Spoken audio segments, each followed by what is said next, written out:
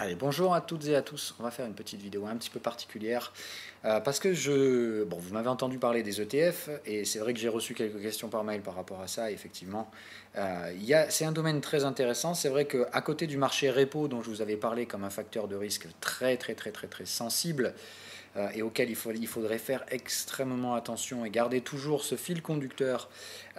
Encore une fois, un permabère, c'est quelqu'un qui vous donnera tout un tas de merdier, mais qui va jamais vous cibler un truc en particulier. C'est vraiment quelqu'un qui va vous dire ça va pas, ça va pas, ça va pas. Et rien ne va jamais en fait avec un permabère. La différence, c'est que moi, je vais cibler 2-3 trucs très spécifiques là où je pense que le risque peut venir de manière pernicieuse. Et c'est ces facteurs-là que je surveille. Je vous ai dit, pour moi, le côté sensible, c'est la spéculation à court terme à travers le financement repo, qui tout simplement, sur ce marché, on catalyse une liquidité mais astronomique, qui est hors bilan. Voilà, c'est-à-dire que ça n'apparaît pas dans les bilans des entreprises, et c'est un énorme, enfin, des banques qui sont régulées, et en fait, ça permet le passage secret entre, c'est pas secret parce que tout le monde le sait, mais les gens ne le savent pas. Les gens normaux ne sont pas au courant de ça. Voilà, pour eux, les banques, on leur fait des stress tests et tout va bien, elles le passent à chaque fois. Elles ne le passeraient pas si ça passait dans leur bilan, parce que ce sont des quantités de liquidités astronomiques qui rentrent et qui sortent tous les jours, qui se font donc hors bilan, hors opération de bilan, puisque l'argent qui sort le matin re-rentre le soir aussi sec, et forcément, ça, c'est une opération qui se fait hors bilan. Mais ces secteurs bancaires régulés brassent une liquidité de dingo qui est exposée via les non-bank sectors, qui est un secteur très dangereux et non régulé, hautement spéculatif. Et en fait, ça veut dire quoi ? Ça veut dire que les liquidités des banques régulées, elles sont investies la journée sur des actifs extrêmement risqués, mais hors bilan, c'est-à-dire que quand on regarde dans le bilan, rien n'est rentré, rien n'est sorti. On a même réussi à faire un petit profit, puisque le fait de prêter cet argent permet de réaliser une opération de marge, qu'on appelle donc le taux repo. Donc c'est magique, ça fait monter le bilan des banques parce qu'elles prêtent de l'argent à des gens qui font n'importe quoi avec, mais comme elles récupèrent l'argent le soir, et tant qu'elles le récupèrent, tout va bien, elles récupèrent même un petit bonus. Mais il faut bien être conscient que c'est un schéma de Ponzi complètement énorme qu'on a sur le marché du repo.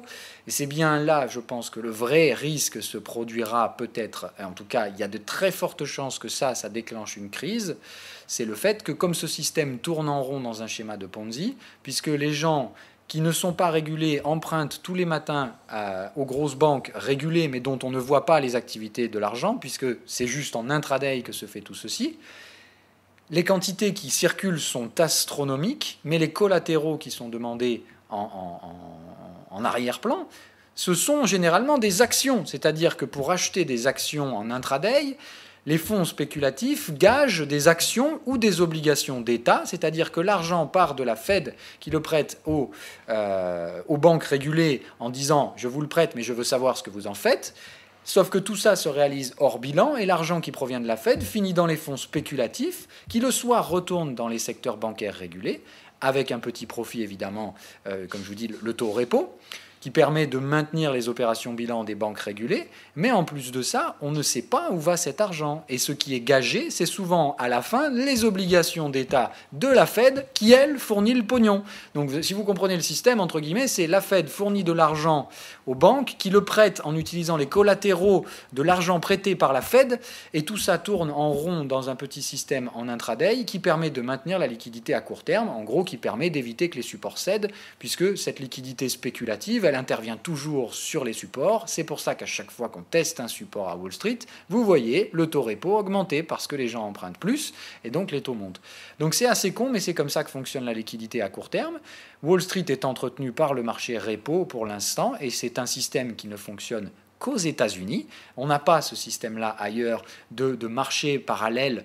Alors si, ça existe, mais sous des formes beaucoup moins liquides et beaucoup moins opaques sur d'autres marchés mondiaux. Je pense par exemple marché européen, marché chinois. Il y a de toute façon toujours une liquidité opaque via les dark pools et tout ce que vous voulez, mais je pense que le vrai risque aux États-Unis, c'est le marché repo, parce qu'on fait ça avec de l'argent, avec l'argent de la Fed, tout simplement. Mais comme tout ça se réalise hors bilan, ça permet de générer de l'argent un peu tous les soirs, mais c'est de l'argent à crédit, puisqu'encore une fois, tout ceci, ce sont des intérêts de crédit qui s'accumulent, à partir desquels on spécule, mais le jour où quelqu'un fait son défaut de crédit, vous avez compris le principe, c'est toujours pareil, c'est comme toutes les bulles de crédit, c'est un risque systémique qui se répand très rapidement, puisque quand quelqu'un ne peut pas payer, on a déjà spéculé sur l'intérêt de sa dette, donc ça veut dire que, au final, celui qui avait ça dans son bilan, il ne peut pas payer, il a tradé avec de l'argent qu'il n'a pas, donc il va devoir sortir des positions pour pouvoir rester en marge, et ainsi de suite. Et ça fait effet boule de neige, et d'un coup, c'est tout qui pète, parce que tout simplement, on se rend compte que le risque, tout le monde l'a dans les bilans, mais qu'on ne le voyait pas avant. Voilà, c'est pour ça que je pense qu'il y a un risque dangereux avec le marché du repo, et je pense que la limite de ce risque, c'est les 2%. Le marché du repo, il stagne sous les 2% pour l'instant, donc attention au déclenchement de ce risque dans les prochains mois. Il y a un autre risque que je vous avais déjà glissé depuis un bon moment, une vraie distorsion de marché, encore une fois, mais celle-là, elle vient d'un autre secteur, c'est le secteur des ETF. Et là, je vous en ai parlé plusieurs fois, et c'est vrai que ça a soulevé plusieurs questions et plusieurs interrogations. Donc encore une fois, moi, pas en tant que permabère, je vais creuser tout simplement un petit peu dans ce schéma des ETF, vous expliquer pourquoi ça fait partie des 2 ou 3 secteurs très particuliers que je surveille dans l'économie américaine, comme étant des secteurs qui permettent d'entretenir les mouvements à Wall Street, mais de manière purement artificielle, avec des structures de Ponzi à chaque fois. Donc les structures de Ponzi, il faut bien comprendre que ce sont des schémas qui ne peuvent perdurer dans le temps, qui ont des effondrements systémiques quasi systématiques en fait. Le Ponzi s'effondre de façon systémique à partir du moment où la liquidité sort, on se rend compte qu'on avait investi de l'argent qu'on ne pourra pas récupérer, on se rend tout simplement compte du schéma de Ponzi trop tard, quand il s'effondre. Et on peut pas lutter contre ça, voilà. Puisque le risque a déjà été réparti entre tous les acteurs qui ne sont pas sortis. Le problème, c'est que c'est impossible de sortir de là étant donné le montant des liquidités engendrées, ce qui veut dire qu'on est déjà tellement dans la merde qu'on ne peut plus faire machine arrière. Mais tant que le système dure, on ne peut pas lutter contre. C'est pour ça qu'il faut faire très attention. J'ai toujours dit, les schémas de Ponzi, c'est là où ça va chier derrière. Mais on ne sait pas quand, et il faut faire très attention avec ça. Voilà. Bref, donc l'ETF, un autre schéma de Ponzi, celui qui a bien évidemment permis à la liquidité d'alimenter le marché, mais là c'est la liquidité de fond, c'est-à-dire que l'ETF, on n'est pas sur du court terme, mais c'est ce que je vous dis, pour moi le marché il est pris entre 2 pinces très très fortes, la liquidité de court terme qui empêche le système de gripper.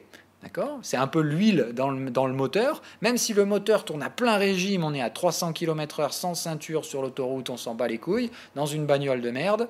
Mais on s'en fout. La bagnole roule à 300 km/h. Le moteur, on sent qu'il est complètement dans le rouge en température, mais on s'en branle, c'est pareil. La voiture roule et c'est tout ce qui compte. On joue pas, on cherche pas à aller en face. Voilà.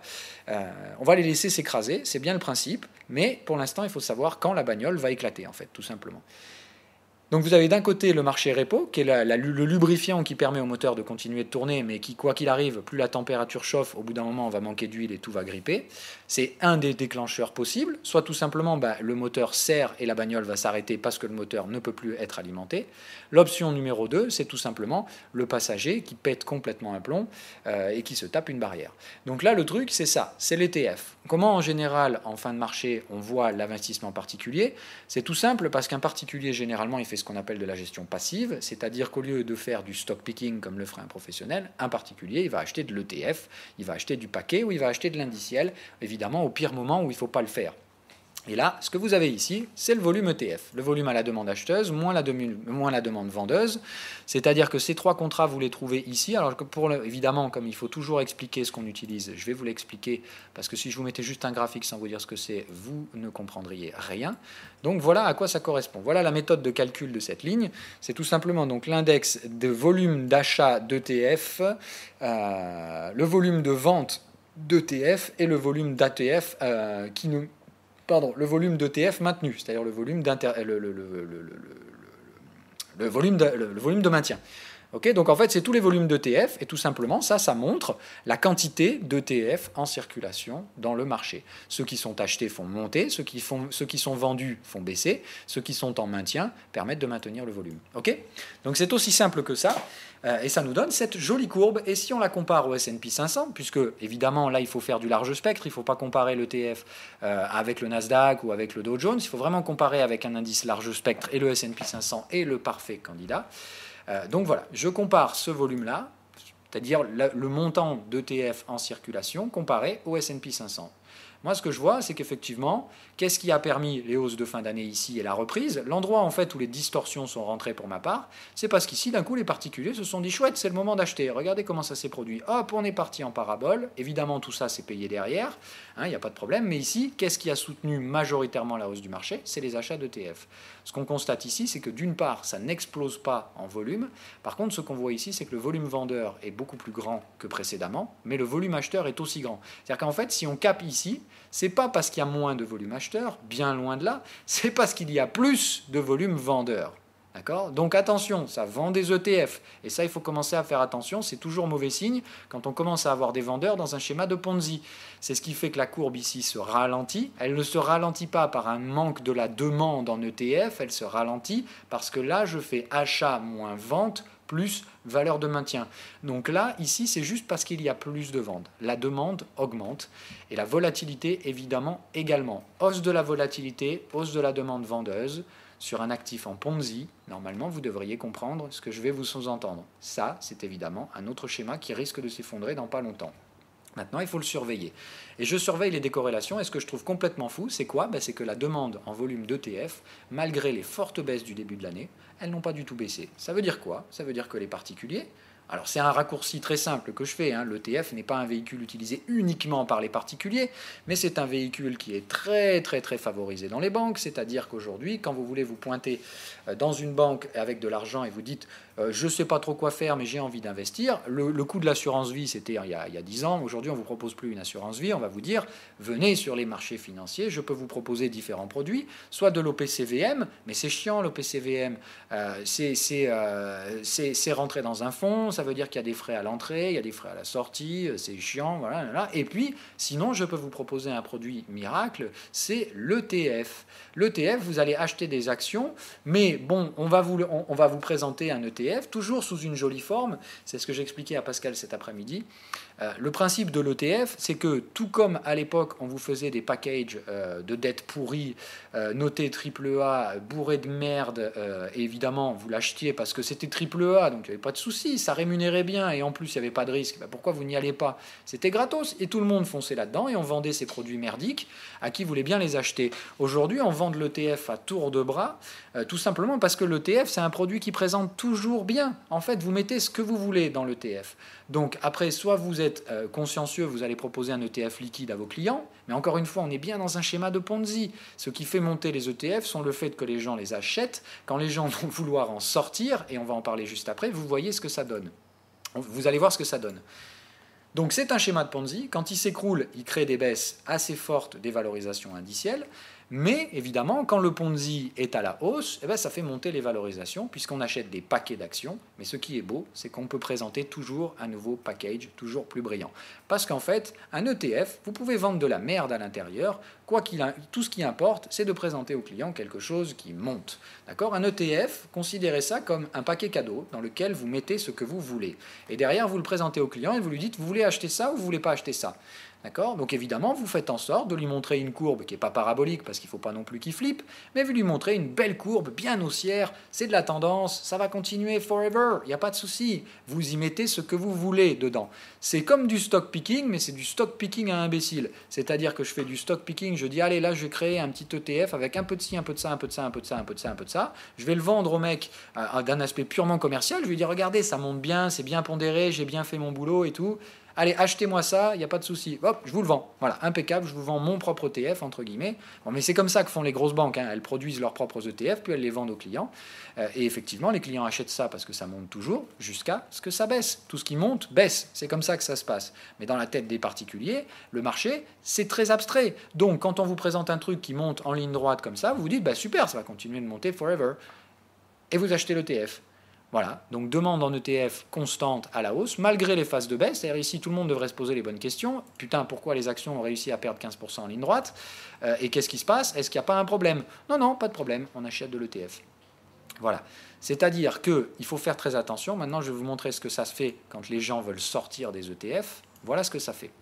Maintenant, encore une fois, je vous ai toujours dit, il faut étudier les choses de manière relative. Donc là, je vous ai montré la surface. Maintenant, on passe sous la surface et on regarde et on creuse bien dans les valeurs, essayez de voir. Donc d'une manière relative, quand les gens se sont délestés des ETF en 2015, c'est-à-dire quand le marché a consolidé, regardez, le marché, il a consolidé quoi? Allez, gentiment, tranquillement, un petit 38% de retracement de la phase de hausse, et encore, je ne sais même pas si on les avait atteints.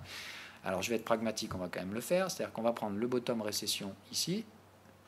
Alors attendez, je vais juste casser ça pendant un instant. Voilà, bottom de récession, sommet de 2015. Magique, même pas 38% les gars. Ça veut dire, il n'y a pas de problème, tout va bien, no stress. On passe à peine le 23,6, on n'arrive même pas au 38,2. C'est vraiment no stress. Combien ont retracé les valeurs ETF? Alors, on va s'amuser, c'est autre chose. La valeur ETF, elle a retracé 76% de sa valeur. Ah, c'est vachement moins reluisant là quand même. Hein, et c'est même plus de 76, parce que regardez, ah non, c'est 76. Ok, je dis pas de conneries. Donc 76% de la valeur retracée, là où le S&P 500 n'a même pas fait 38%. Donc est-ce que vous comprenez la différence? Ça veut dire quoi? En ETF, quand on a flippé, c'est-à-dire quand on sentait que l'économie elle était plus trop performante, qu'on avait des doutes, hein, et à l'époque, je vous ai dit, ici, ceux qui vendaient étaient des imbéciles. Ici, il fallait acheter tous les supports, sans se poser de questions, parce qu'il n'y avait pas de raison de vendre, tout allait bien. Encore une fois, on était en pleine digestion de phase de croissance et il était certain qu'on irait rechercher le sommet historique derrière. La question après, c'était la durée de la dernière phase dans laquelle on est et qui perdure tout simplement parce que les mecs nous ont éteint la volatilité. S'ils n'avaient pas fait cette extinction de volat et si on n'avait pas ces volumes astronomiques d'ETF en entrée dans le marché, on serait déjà en train de consolider, on serait déjà en récession. Donc le marché est acheté à crédit, encore une fois, et dans un secteur où quand ça commence à paniquer, ça ne fait pas semblant. Et le volume qui sort, il est conséquent. Puisque je vous dis ici, phase de stress, moins 70% de valeur sur les ETF. Les ETF aujourd'hui composent à peu près, ce sont de vrais chiffres, alors j'aurais dû garder l'article, je vais mettre en pause, je vais aller le rechercher parce qu'encore une fois il faut sourcer. Voilà, je l'ai retrouvé, donc comme ça il n'y a pas de souci. Donc vous voyez, source Bloomberg, hein, donc n'allez pas croire que j'invente des trucs. Le problème en plus c'est que l'article date d'il y a plus d'un an, donc on n'est pas vraiment les chiffres actuels, mais je suis prêt à vous parier qu'aujourd'hui les gens concentrent encore plus les flux, donc que ces chiffres-là sont clairement au bas mot et que vous pouvez très facilement leur rajouter 30% à leur valeur nominale, surtout pour la partie méga large cap, parce que vous avez bien vu que depuis un an, qui gagne le plus dans le marché, c'est les GAFA. Et évidemment, vous pouvez être certain qu'aujourd'hui, c'est majoritairement grâce aux ETF et au volume d'ETF qu'elles sont achetées. Donc, attendez-vous à des chiffres très largement supérieurs à ça. Probablement, je vous dis, au moins 2 points de base supplémentaires ici, enfin 2% supplémentaires à ce truc-là. Ce qui veut dire quoi? Ça veut dire qu'en fait, en valeur moyenne, on est à peu près à 6% entre large cap et méga cap, auquel on va ajouter immédiatement 2%, et je pense qu'on est encore très en dessous de la réalité. Ça veut dire que 8% de la valeur détenue par les GAFA et les grosses caps, c'est de l'ETF. Ça veut dire que 8% du volume d'achat est détenu par des détenteurs d'ETF. Quand vous savez comment réagissent les ETF quand il y a un petit peu de stress, ça vend tout de suite. Et la perte de valeur, on perd 70% de la valeur en ETF. Et moi, je vous dis, pour moi, c'est un Ponzi. Donc, on va au moins sur du 75% de correction derrière. Donc, probablement un retour vers les valeurs ici. Ça veut dire que parmi ces 7-8% de valeurs détenues par les ETF dans les GAFA, on va en perdre 75% minimum. Si ce n'est pas 100%, hein, parce que le schéma peut totalement s'effondrer et ça vaudra que chi. Si personne ne veut acheter les ETF derrière, ça vaut zéro. Donc, on va voir encore le truc. Donc 75% de la valeur pourrait être perdue assez rapidement par les détenteurs d'ETF.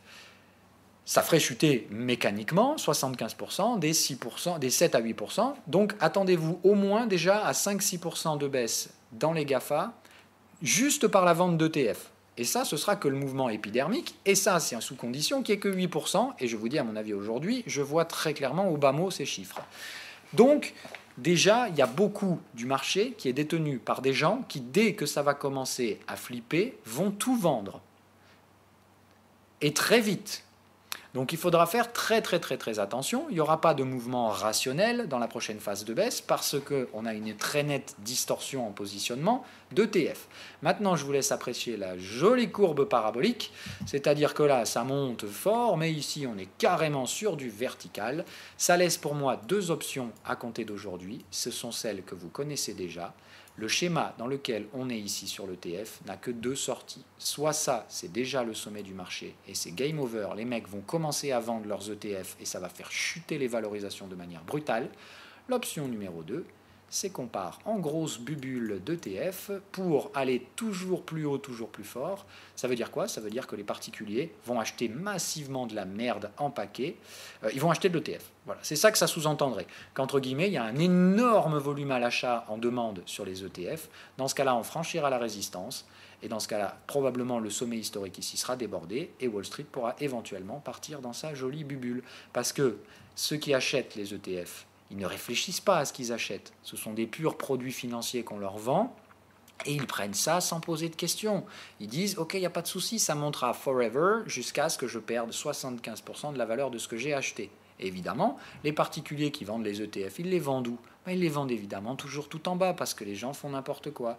Donc attendez-vous à une chose, tous les gens qui achètent leurs ETF ici perdront de l'argent. C'est sûr et certain. Même s'ils vont prendre 20% de valorisation dans les mois qui suivent par une grosse bulle, la suite, elle est inévitable. C'est l'effondrement du schéma de Ponzi, c'est-à-dire cassure des derniers supports en ligne droite et on repartira ici très très très rapidement.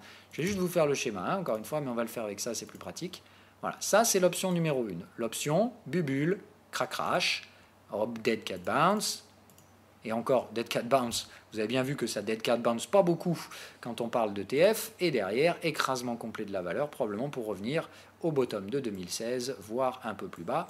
Donc attendez-vous à ce qu'en plus ce truc-là fasse très très peu de dead cat bounce. En fait, vous me copiez le schéma qu'on a ici, mais avec une pente ici encore plus forte au déclenchement, parce que ici on avait bien démonté la valeur. On vient, puis ça achète plus, ça commence à vendre. Là, c'est bulle spéculative, crack, et effondrement complet de la valeur derrière.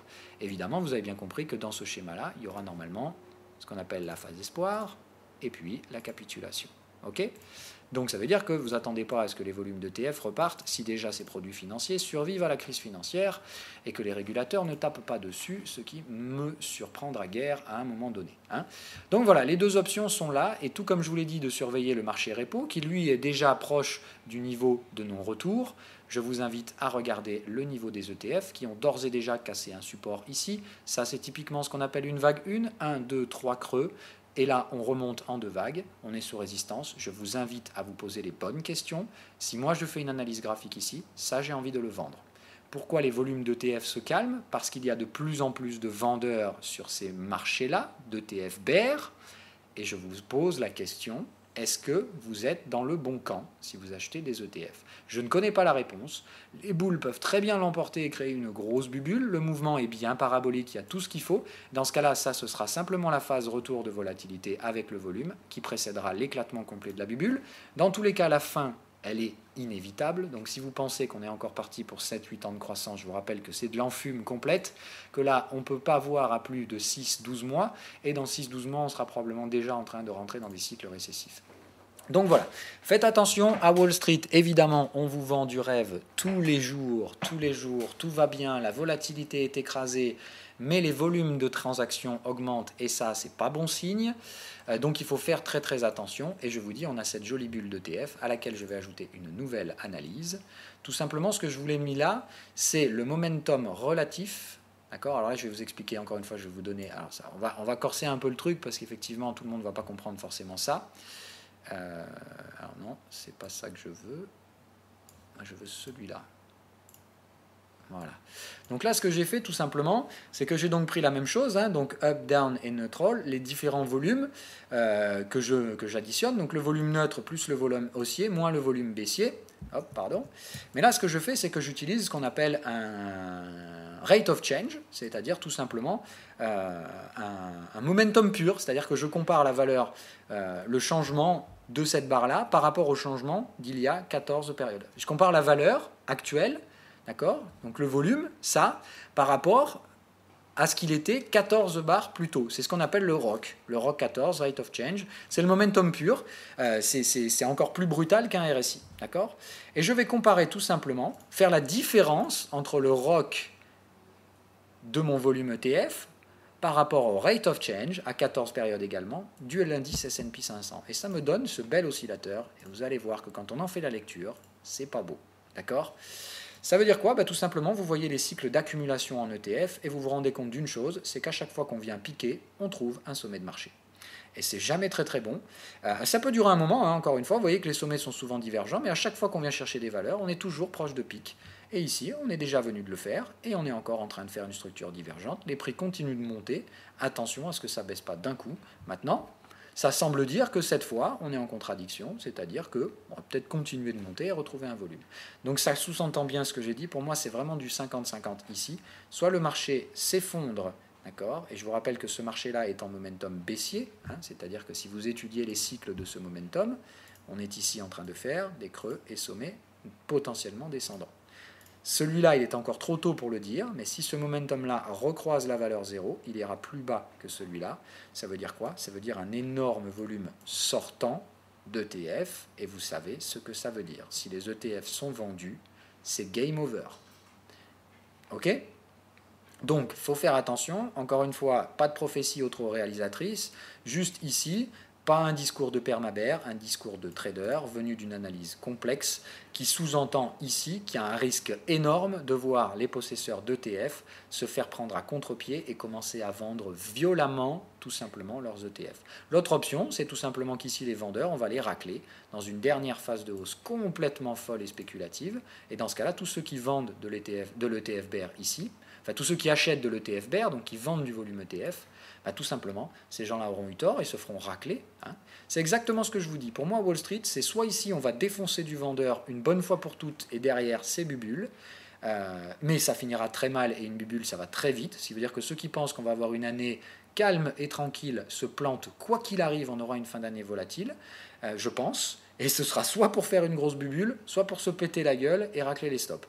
Donc dans tous les cas, je pense que la sérénité me semble très peu probable pour cette fin d'année. Donc la volatilité à 10,6 aujourd'hui me pose un questionnement. Est-ce qu'elle est rationnelle ou est-ce qu'elle est complètement folle et annonciatrice d'une explosion de volatilité? J'ai plutôt tendance à penser que c'est le scénario numéro 2. Donc comme je vous le maintiens, pour moi le VIX, même s'il est ultra spéculé à la vente pour l'instant, je pense que c'est un énorme coupe-gorge et qu'aujourd'hui, je préfère me faire racler un petit peu tous les mois, mais je veux du VIX en portefeuille systématiquement. Le jour où ce truc-là va partir en vrille, attendez-vous à la même chose que ce qu'on a eu au début de l'année, mais en plus fort. Et je pense que c'est inévitable à horizon 6-12 mois. S'il faut que je rachète des VIX tous les mois pendant 6 mois, c'est pas grave. Je sais que ça procurera plus de gains à la fin quand ce machin-là va exploser.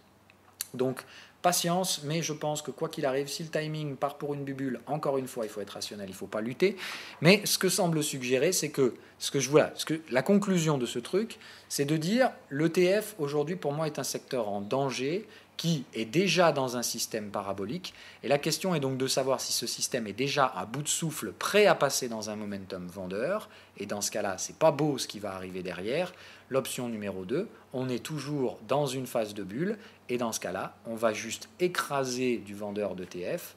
Et tout simplement, derrière, on va partir dans une bulle. Un marché sans vendeur, qu'avec des acheteurs particuliers, non expérimentés, dopés à des gains latents, puisque je vous rappelle le problème dans la tête d'un particulier, et ça aussi c'est ce que je disais à Pascal tout à l'heure,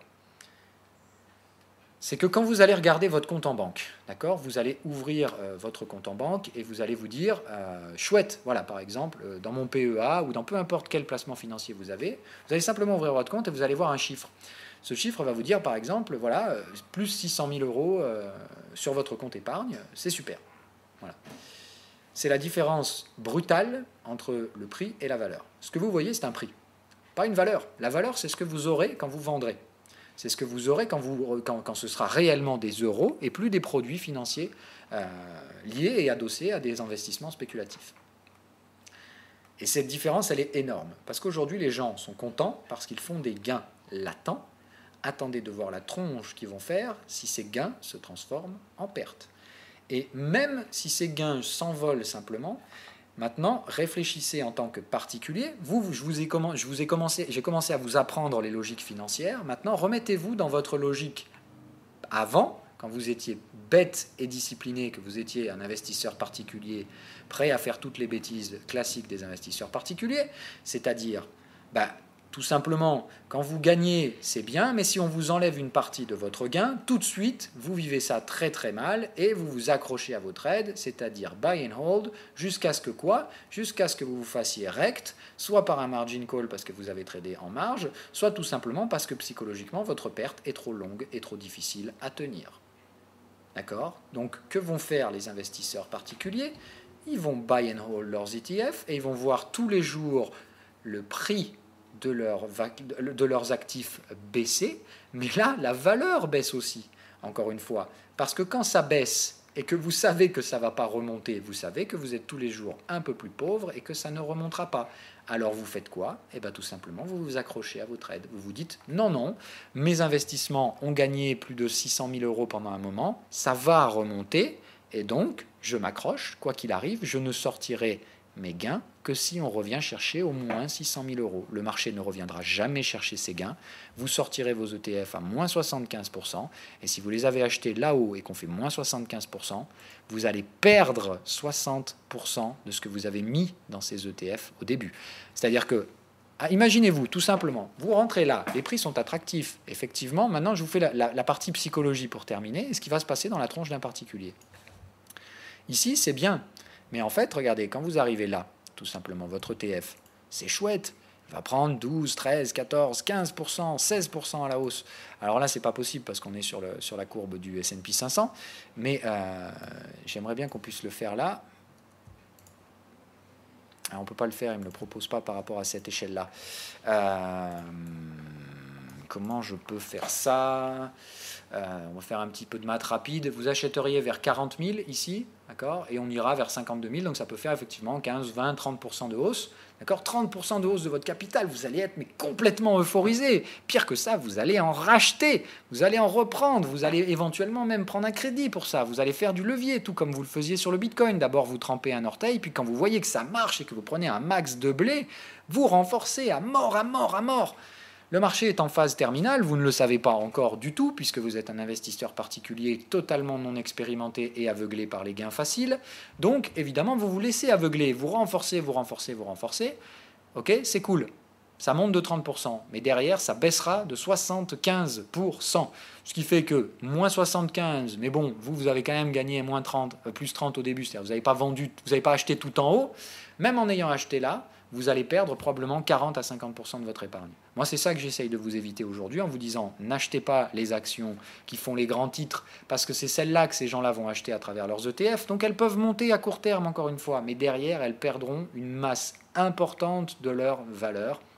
Et ça, évidemment, c'est ce que vous subirez sur le compte, parce qu'il faut bien comprendre la différence entre le prix et la valeur. Le prix, c'est ce que vous voyez à l'instant T.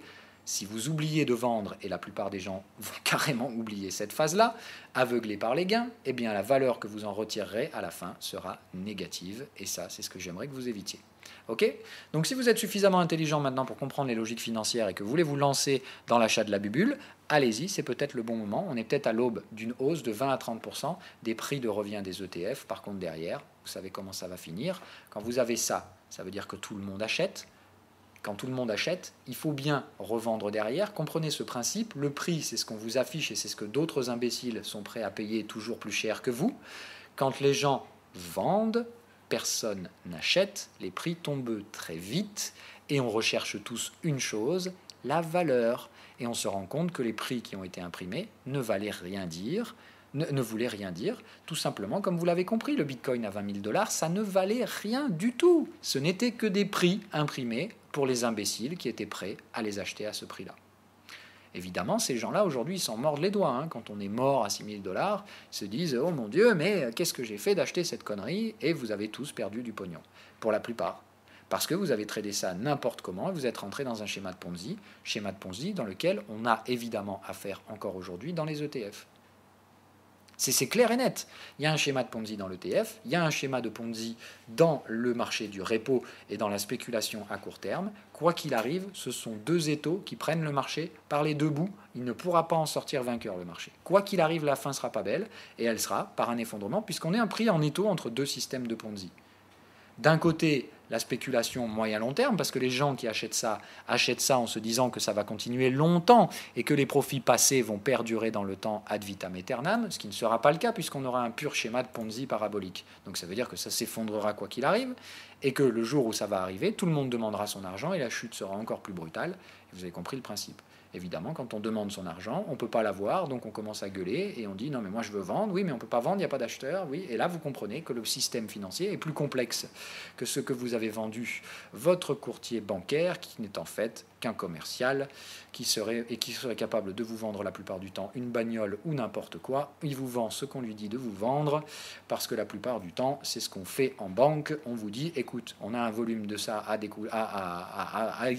écouler, s'il te plaît, essaie de me... Enfin, pas s'il te plaît, mais voilà, ce mois-ci, il faut vendre ça, ce mois-ci, il faut vendre ça. Et aujourd'hui, en banque, c'est de l'ETF qu'on essaie de placer le plus possible aux assurés particuliers, en lieu et place de toutes les assurances vie et autres placements, parce qu'aujourd'hui, on ne va pas vous dire de mettre votre argent sur un livret A, ça représente 2 fois moins que l'inflation. Donc dans un livret A, aujourd'hui, vous perdez de l'argent. Donc il n'y a pas de placement à faible risque possible. Aujourd'hui, une assurance vie, ça rémunère quoi à 3% en Eurocima, 3,15 je crois, un truc comme ça, pour une inflation réelle à plus de 3%. Donc là aussi, vous perdez de l'argent. Donc encore une fois, aujourd'hui, il n'y a plus aucun placement où vous pouvez mettre de l'argent sans prendre de risque. Donc on vous incite à aller où? Là où il y a le plus de risques, sur les ETF, sur le marché action, alors qu'on sait que ces risques vont pas tarder à se matérialiser et que du coup, les valorisations vont chuter. Donc faites attention. Et encore une fois, ce n'est pas un putain de discours de permabère, c'est juste que là, on est pris entre 2 étaux et que les 2 étaux sont des systèmes paraboliques qui s'effondreront brutalement. Et évidemment, vous ne le verrez pas venir, parce que tout comme à l'époque à 20 000, personne ne voyait la chute arriver, et pourtant elle est bien tombée d'un coup, sans prévenir. Il n'y avait pas de raison à l'époque que ça chute. Ça a chuté d'un coup, tout simplement parce qu'un système de Ponzi s'écroule. Donc réfléchissez bien, et j'espère que vous avez bien compris le message aujourd'hui. C'est pas panique à bord, il faut vendre aujourd'hui, c'est juste, il ne faut surtout pas acheter ces schémas de Ponzi. Nous sommes sur des phases terminales, et s'il reste une phase de hausse, c'est pas grave, regardez-la, et laissez les imbéciles qui rentrent dedans perdre leur pognon derrière. Le plus important, c'est de faire ce que fait la smart money. La smart money, elle vend. Ça ne veut pas dire qu'elle vend à découvert. La smart money, c'est ce que j'expliquais tout à l'heure à Pascal, et c'est très important de comprendre cette différence-là. C'est comme ça que vous comprendrez en fait beaucoup de choses dans les marchés. La smart money, elle fait souvent l'inverse de la stupide monnaie, c'est-à-dire que la smart money, ici, tout le monde vend à perte ses actions de façon stupide et émotionnelle, et ici, la smart money, elle achète, elle sait que les prix sont intéressants et elle paye. La smart money, ce qu'elle fait aujourd'hui, c'est qu'elle vend ce qu'elle a acheté ici. Elle ne fait pas ce que je fais moi. Moi, je vends à découvert. Je vends des choses que je ne possède pas. Donc moi, je spécule sur la baisse. Et je peux, moi, avoir tort. Celui qui a acheté ses actions ici, qui les revend là, lui, il n'a pas tort. Quoi qu'il arrive, il s'en fout. Il ne prend pas de risque. Lui, il ne fait qu'encaisser des gains. Il ne fait que récupérer la valeur sur laquelle il a spéculé à l'époque. D'accord ? Ça n'a rien à voir avec ce que je fais moi aujourd'hui. Moi, je prends des risques. La smart money, aujourd'hui, elle ne prend aucun risque. Qu'on soit bien d'accord.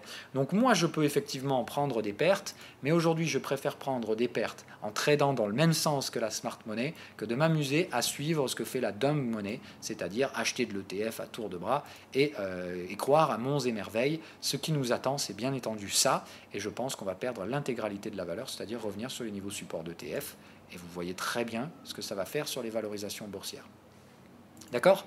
Donc vraiment beaucoup de patience. Pour moi, ce qui nous attend effectivement, c'est un volume d'ETF qui va revenir sur le support ici, qui était le support d'achat depuis la création de ces produits financiers. Ça nous ramènera très probablement le S&P de toute façon, proche de ces bottoms-là. Mais encore une fois, le S&P, lui, il aura conservé sa valeur depuis 2011. les volumes d'ETF, clairement pas.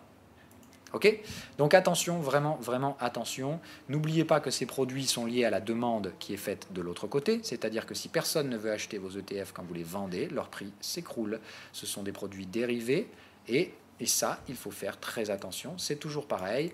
L'achat et le surachat de produits dérivés qui sont des packages, c'est typiquement le même schéma de Ponzi qui a créé l'effondrement en 2008. C'est la même chose aujourd'hui, ce sont les mêmes produits pourris agglomérés dans des petits packages bien ficelés avec un joli papier cadeau.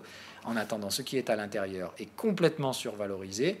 Et en plus de ça, ceux qui vous les vendent sont en train de vendre eux-mêmes le marché, de revendre ce qu'ils ont acheté à très bas prix. Ils vous le vendent extrêmement cher puisque vous êtes prêt à payer ces prix et que vous leur accordez de la valeur, alors que la valeur pour ceux qui tradent avec des cerveaux, eux, c'est la valeur qu'il faut vendre et dans laquelle il faut récupérer des gains. Voilà. Donc faites comme vous voulez, encore une fois je peux avoir tort, je peux avoir raison à court terme, je m'en fous, je sais qu'à moyen terme j'aurai raison, puisque si la smart money est en train de vendre, et c'est ce qu'elle fait, ça veut dire que la suite, c'est eux qui auront raison. Sinon ils seraient en train d'acheter, et je vous garantis que ce n'est pas ce qu'ils sont en train de faire. Allez, sur ces doux mots, donc voilà, toujours beaucoup de prudence dans les marchés. Je sais que pour la plupart, vous êtes des débutants ici. Et si je vous harcèle presque avec ces thématiques, c'est tout simplement parce que je connais votre appât du gain et il ne faudra pas vous laisser enfumer quand votre voisin viendra vous taper à la porte pour vous dire « Mais mec, pourquoi t'as pas acheté du Apple? Regarde, ça vient de prendre 10% en une semaine, c'est de l'argent facile, c'est du bonheur !» Eh bien voilà, vous saurez quoi répondre à votre voisin et j'espère qu'il sera capable de comprendre, sinon vous prendrez son argent et vous pourrez en profiter après. Allez, sur ce, on tourne en boucle. Je vous souhaite une agréable journée. Et voilà, donc c'est tout simplement pas pour vous multiplier le nombre de risques, tout simplement pour que vous sachiez où regarder. Surveillez les volumes d'ETF, surveillez également le marché repo. Ce sont bien donc les deux étaux qui prennent le marché à la fois à court terme et à la fois à moyen long terme. Je ne sais honnêtement pas lequel de ces deux-là pourra déclencher le marché, mais moi, ce sont les deux que je surveille principalement, parce que ce sont les schémas les plus paraboliques que je peux trouver dans les marchés, outre les marchés eux-mêmes. Hein. Voilà. Allez, bye bye.